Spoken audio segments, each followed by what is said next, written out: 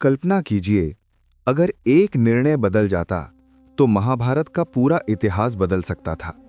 अगर कर्ण, हाँ वही दानवीर कर्ण, पांडवों के साथ खड़ा हो जाता तो क्या कुरुक्षेत्र का युद्ध रुक जाता, या फिर नियति पहले ही सब लिख चुकी थी। आज हम उस सच की परतें खोलेंगे जो शायद आपने पहले कभी नहीं सुना।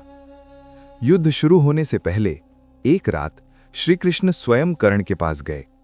उन्होंने कर्ण से कहा, तुम पांडवों के सबसे बड़े भाई हो, तुम कुंती पुत्र हो, राज सिंहासन तुम्हारा अधिकार है।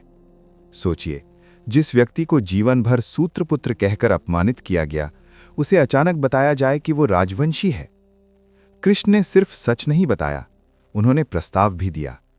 यदि कर्ण पांडवों के साथ आ जाए तो वो राजा बनेगा, युधिष्ठिर उसके अधीन होंगे। इतना बड़ा प्रस्ताव, शायद इतिहास का सबसे बड़ा प्रस्ताव। अब असली सवाल, कर्ण ने हां क्यों नहीं कहा? क्या उसे सत्ता नहीं चाहिए थी, या उसे युद्ध रोकना नहीं था? सच इससे गहरा है। कर्ण ने कहा, दुर्योधन ने मुझे सम्मान दिया, जब दुनिया ने मुझे ठुकराया, मैं उसे धोखा नहीं दे सकता। यहां कर्ण ने धर्म नहीं, ऋण चुना। उसके लिए मित्रता सिंहासन से बड़ी थी। युद्ध से पहले कुंती भी कर्ण से मिली। उन्होंने सच स्वीकार किया, आंखों में आंसू थे। उन्होंने कहा, मेरे 5 पुत्र रहेंगे। कर्ण समझ गया। उसने वचन दिया, मैं अर्जुन के अलावा किसी पांडव को नहीं मारूंगा। ध्यान दीजिए, उसने मां को सम्मान दिया, लेकिन पक्ष नहीं बदला। अब कल्पना कीजिए, यदि कर्ण पांडवों के साथ होता तो भीष्म और द्रोण पहले ही कमजोर पड़ जाते, दुर्योधन अकेला रह जाता, शायद युद्ध शुरू ही न होता। लेकिन क्या वास्तव में ऐसा होता?